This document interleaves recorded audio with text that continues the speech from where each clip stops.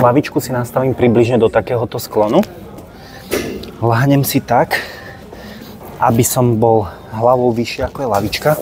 Neodporúčam si moc lahyňať takýmto nejakým štýlom alebo opierať sa čelom. Fakt radšej ten hrudník vyššie.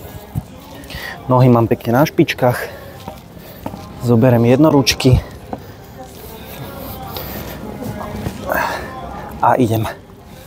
Priťahujem to náširoko.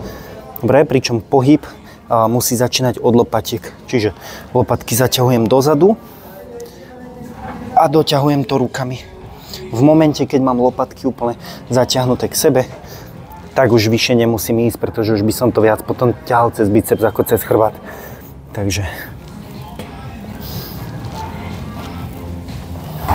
pohyb teda začínam od lopatiek, čiže najprv lopatky ťahám dozadu a k sebe a následne doťahujem rukami.